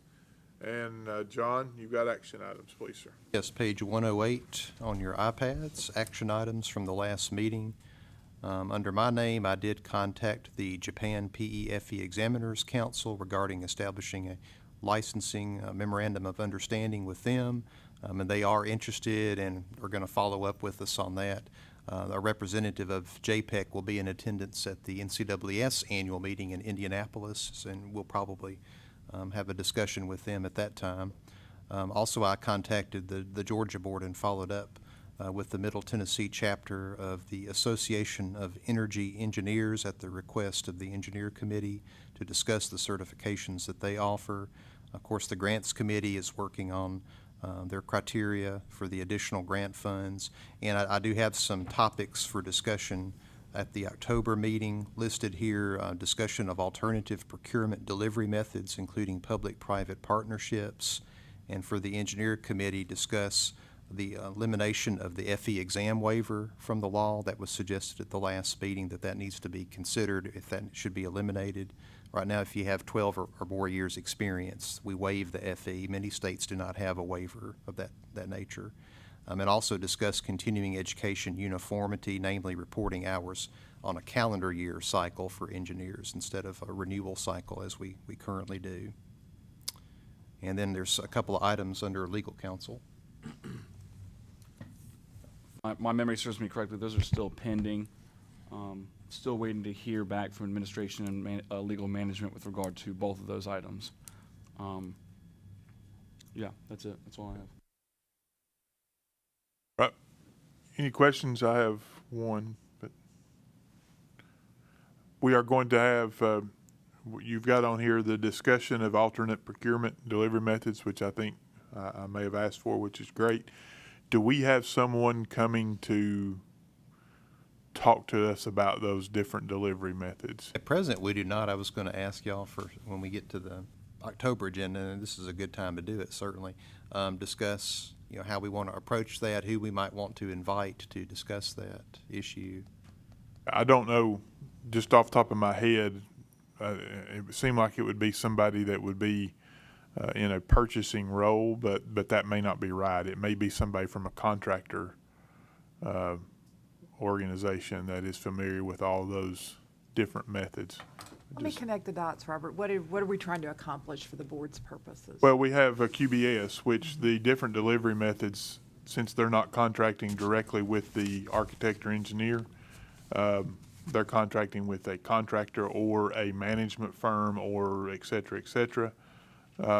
How does our QBS relate to that when they hire engineers and we're part of a team or part of that's a way to get around what we've talked about as QBS? And we were discussing how these alternate delivery methods relate to our QBS and engineers being used in the QBS world. And is there any? So is it an educational? Is it educating those entities who would be going into alternative delivery, or is it educating procurement, or is it trying to get answers ourselves on how this works? Yes, getting answers ourselves on how those are related to our QBS as it is, because the way that QBS is now, obviously, is it's whoever the contract is between. Well, if you're part of a design build firm or design build project, the contract is with a contractor and the entity. And we had this come up recently in Knox County on a couple projects. We've and the public-private partnerships just got passed in the legislature. We've got the potential outsourcing thing that's got some relevance to a lot of people in the state, and how that all fits together with QBS, or it may not. And we may have there may not be any discussion there. So who's the authority on that then? That's is what what we want. We right? want somebody that can tell us about those methods and how they go about selecting, and is there something that we may have to change or not change? I don't know. Yes, but yes. So who's the authority? I don't know. That's why I ask you. Yes, Well, Steve. No, I'm done. I think we had been contacted by, I think his name was David Smith with Johnson Gallion in Knoxville, and we had actually invited him to come, and I don't think he responded, or he works for a big design build firm in Knoxville. And I think his question was about QBS, if I remember correctly. Right, I think he had asked a question about Yeah. that, and we had asked And him. we if had he wanted invited him the to come, meeting. but Right, he never did. Okay. attend. Yeah. I remember had that. met with him. I met with him just briefly about that specific question, but it's not the overarching Right. question of how that relates to QBS, because our registrants are sometimes, and rightfully so, do not want to be involved in a design build process if it puts their registration at risk. And so there's some question on how that is, and if it even applies. And again, now with the other delivery methods that we're looking at, it seems to make sense for us to understand how those interact with what we're doing with our registrants. So I don't know who the expert. I would think it would be somebody from a contracting background that would have a feel for that. Would be my guess. Part of it for understanding how those relationships work, but the authority on how QBS is applied to that would be another entity, I think. That's trying to figure Or out. us trying to, now, when we went to the Attorney General before, that's who we went to, but I don't know. But again, those were for more basic design Yeah. bid build services. They were not for Right, some of the methods that are coming up now that right. So it would be taking that and extending it even further. if we can or can't, or we just don't know what our limits are. That's almost more legal.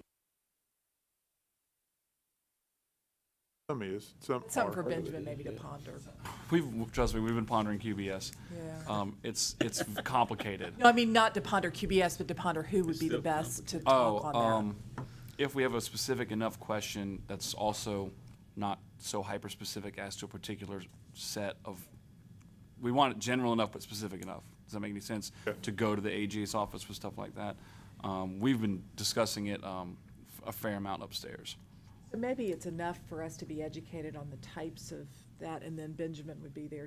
And I think that's the purpose of this part of our discussion, is to understand how those different delivery methods work, who's in charge, what the process is for obtaining professional design services, and then maybe we can ask a better question at the end of that process on how those things relate. I don't think any one of us has enough expertise in all of them. You know, I've got some experience with one, some experience maybe with another, but not on all of them. And I think it would be somebody from a contracting background that probably has a better feel for the nuts and bolts of it, would just be my guess. Maybe somebody from the state architect's office, you think they would, I don't know. No, probably not. Okay, just throwing some ideas. I'll pose that to some of our societies out there too, and see if there's somebody out there that considers themselves an expert in those things, because it will continue to be an issue. Things start to evolve legislatively. I have a comment. Yes, sir. I think first of all, we need to be able to understand what that is, what the public-private partnership is. Then we need, from what I understand, and it's not a really good understanding, but we as professionals and the people we represent need to be aware of the legal consequences of just being in a public-private partnership. And then we need to answer the question, how does QBS fit into this? So it's not just, I don't think we can just go say, the other part about it is, a lot of the time that I hear somebody speaking about P3, they're a proponent of P3. And so they're not necessarily going to tell you the downside of that. And so that's the reason I think we need to understand the process, we need to understand the legal aspects of it, and we need to understand how QBS enters into this. Because from what people, what I hear is it's a way of getting around QBS. Now, whether that's the purpose of it, maybe not, but, I don't think we can understand one aspect of it without knowing the entire issue. I think there are some efficiency things and stuff that's tied along with that, but there again, we don't know. One of the resources may be some of our insurance carriers, because they actually have to certify the liability, and I think they may have people inside that understand the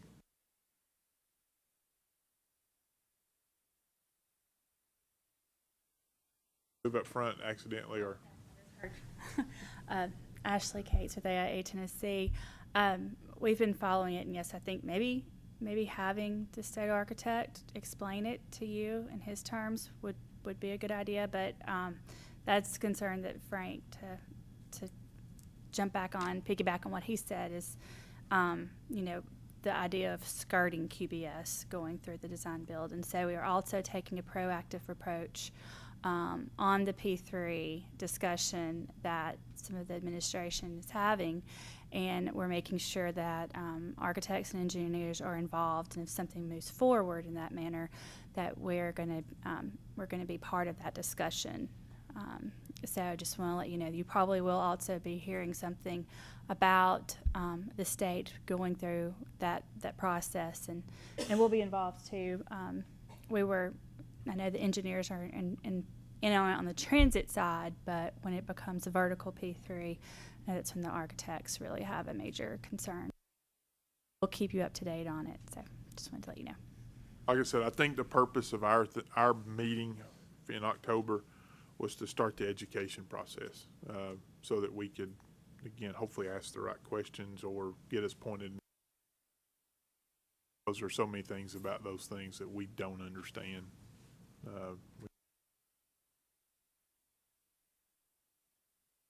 My fear is on all of those that we have it will on some level diminish the role of the design professional. And that's not a monetary concern, that's a health and safety concern, because then you are dictated to what to do during those processes by people that are not licensed professionals. And that is a concern as well as to how far that goes, so.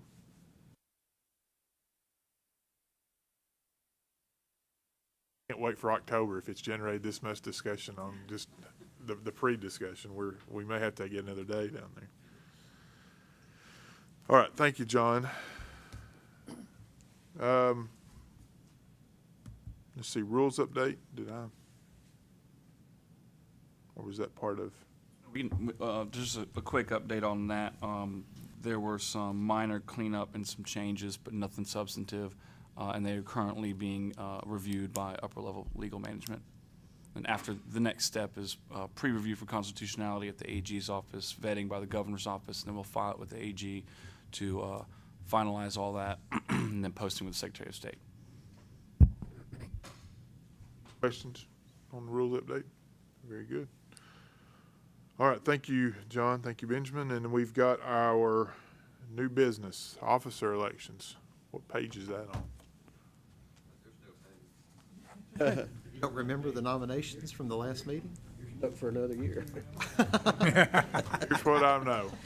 I had it somewhere down here. Wait a minute. Chairman? Vice chairman? Secretary. Okay. And treasurer. Treasurer. Is that right, secretary, treasurer? Just secretary. Oh, that's pretty important. But the secretary is chair of the finance committee, but You can it's pay for term lunches. secretary. Yeah, it agrees with the one organization. So, we have our officer nomination, our ballot, or slate of officers. Susan Ballard will be becoming the chairman. Frank Wagster will be the vice chairman, and Philip Lim will become the secretary. So at this time, are there any substitutions for that slate, or anybody to be wished to be considered in substitution for that? Because I don't know how to handle that.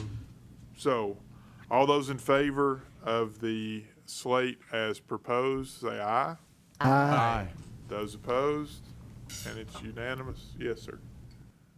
Just a point of information. Oh, God. The way things is done, I just kind of go to record, shows that our bylaw does move people kind of by acclamation, and also to move the different professions to have a chance to sit in the chair. Do not forget that, because at one period in time, I'm looking at Susan Maynard here. The public member actually became a chair too, I believe. At one point. So we have a chance for you to rotate into that. So don't think that your public member sits there. But you look at the bylaws pretty clear, and Rick's probably smiling at me. And I think we need to remember that the equity is there, and just that every profession is represented. Get a round of, because I'm to the point I'm an old man. I forget things, so I got to repeat to myself. Thank you. Very good.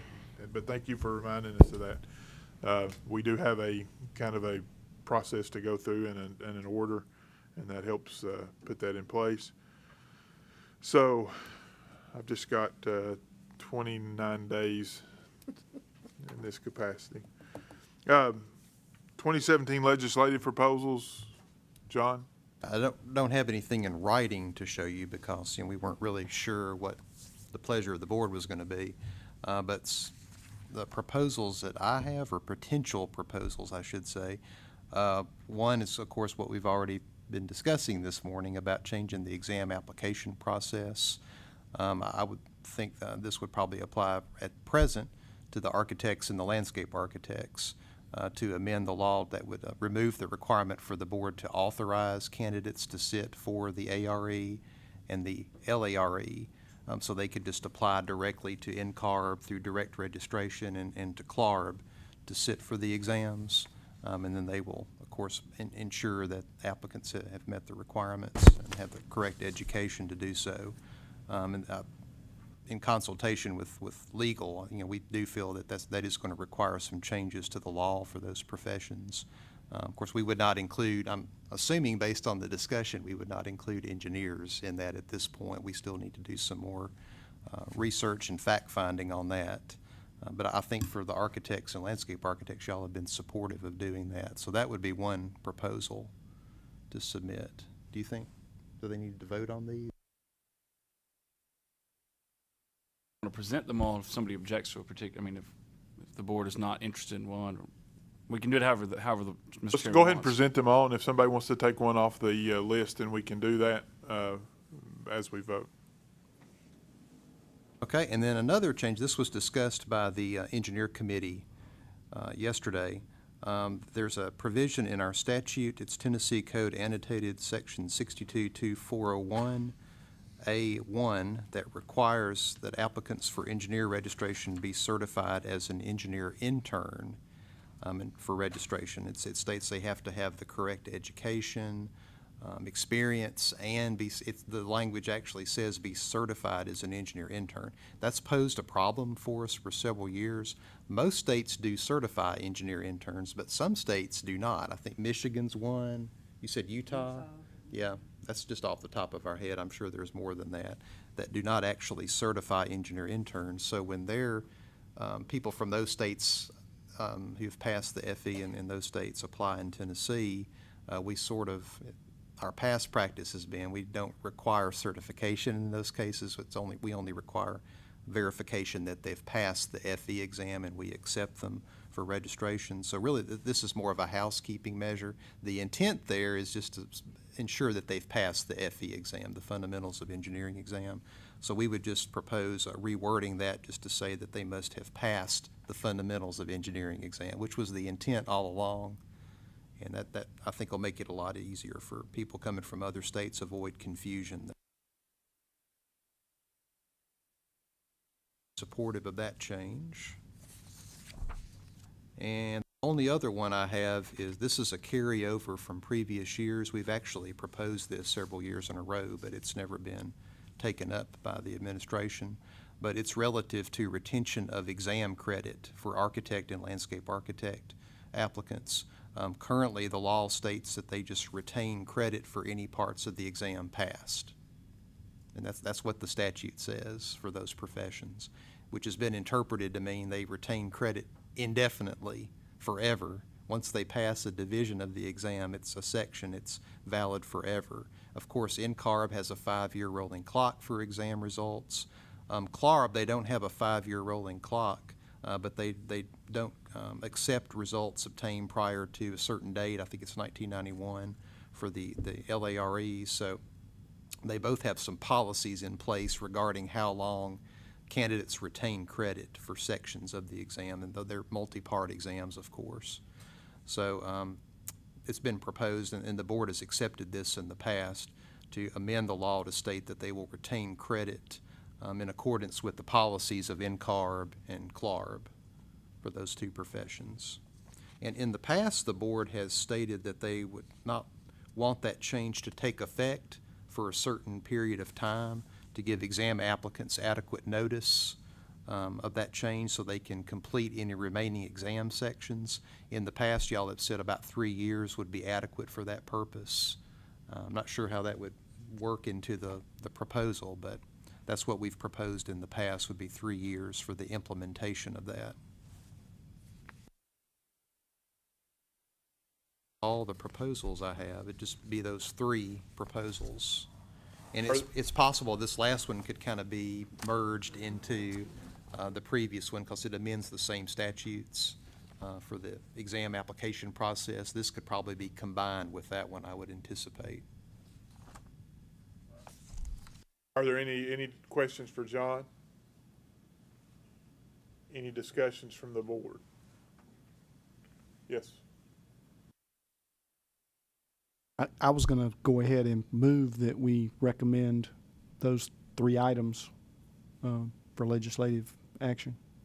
We have a second? Second. Any discussion?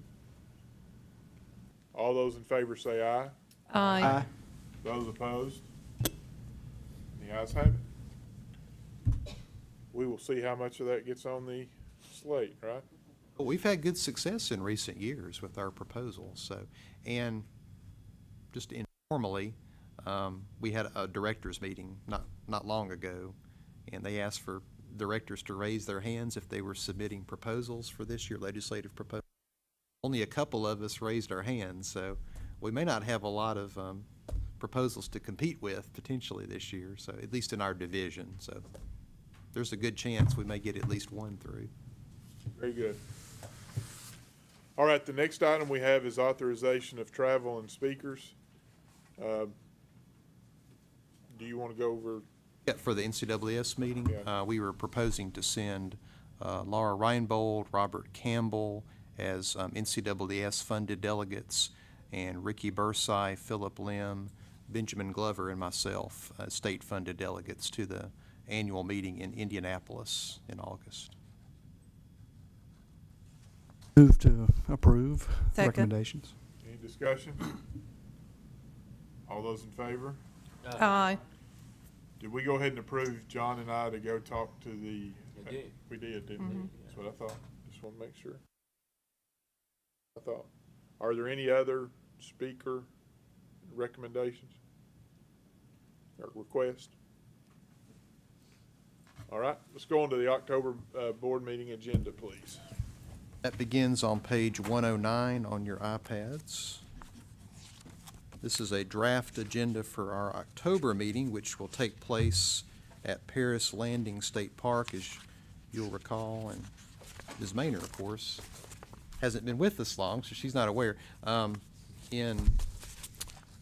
Every other year, we meet at a state park, and then the intervening years, we meet at a university campus. That's what we've been doing for several years. So even years, state park; odd years would be a university.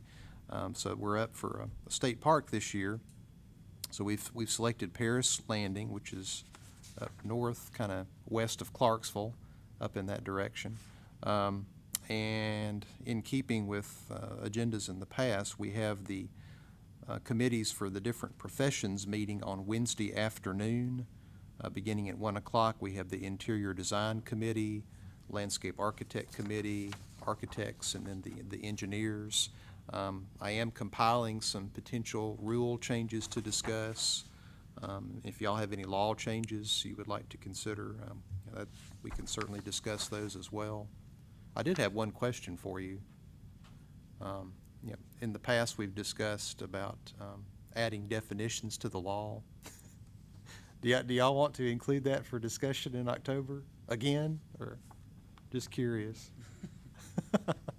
That comes up You're every in few that years. pot, aren't you? Well, every few years this comes up. So Just turn that pot. okay. I can keep it on there if you'd like. No? Okay. Can always be added back to the agenda. Okay, I'll be happy to just take that one right off. Excuse me, Okay. John. The interior designers are covered, so, I'll take that off my list. How Yes. well did that go the last time? Not very well. Okay, thank you. Okay. Point taken. All right. Just wanted to ask. I didn't have closure on that, so I needed some closure. And for the engineers, we are going to discuss the FE exam waiver, potentially removing that from the law, and continuing education uniformity. I mentioned that earlier. And hopefully by that time, we'll have maybe someone from the Middle Tennessee chapter of the Association of Energy Engineers to speak. That would be a good time to schedule that if they're available, certainly. And then Thursday morning will be our meeting with educators from across the state. And for the agenda there, of course, we always provide them with some board updates, then they update us on their programs, and then they will provide updates as well on how grant funds have been utilized. And Susan sent me some good language to include in our invitations as to what the board expects them to provide and present at that meeting. And then we can also discuss, this proposal, to use additional funds with them and get feedback on any future changes to the grant guidelines, et cetera, at that meeting. And then we do breakout sessions with the architecture, landscape architecture, and interior design meeting in one room, and then engineers provide them update on national council activities and licensure outreach. I thought for the engineering educators especially, we might want to go over the new engineer intern application process that we instituted this year. I mean, they should all be up to date on that, but just to clarify with them that students no longer have to come to us to be authorized to sit for the FE. They go to NCAAS now for that purpose. And then in the afternoon on Thursday, we have the Law and Rules Policies Committee. And I did have one proposed bylaws change that y'all may want to discuss. Combining, and I felt it'd be appropriate to put it under that committee, would be combining the publications and the licensure outreach committees into one outreach committee. Thought might be a good change. We have a lot of committees, so I'm trying to reduce that a little bit. And that they seem to have a very common purpose, so that's one suggestion to consider.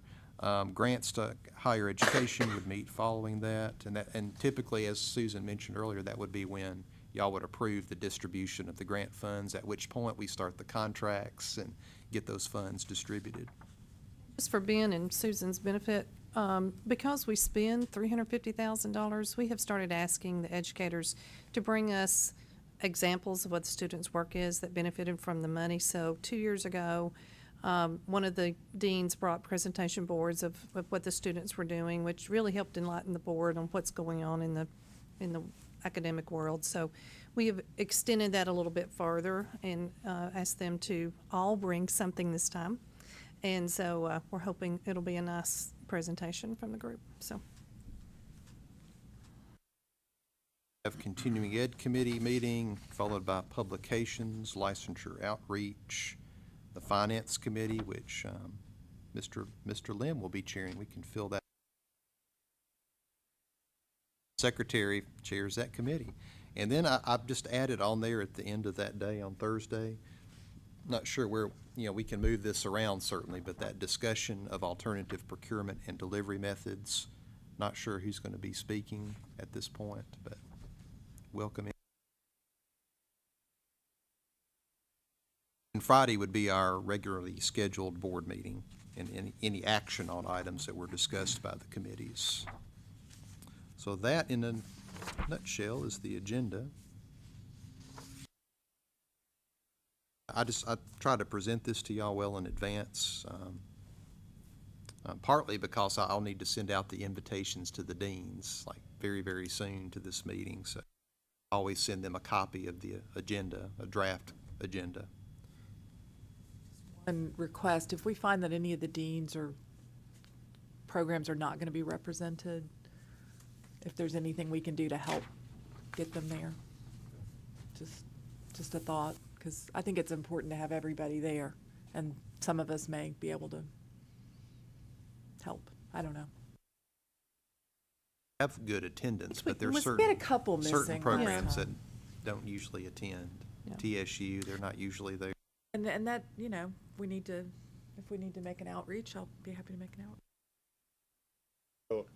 John, I think that might actually be thinking about this, that if we find out how many new deans are out there, perhaps to give them an orientation before we kind of see how we conduct business. In the past, we're kind of fortunate. We have a lot of seasoned one, and I think they got a lot of new deans out there now. I know University of Memphis has a new dean. CBU has a new dean.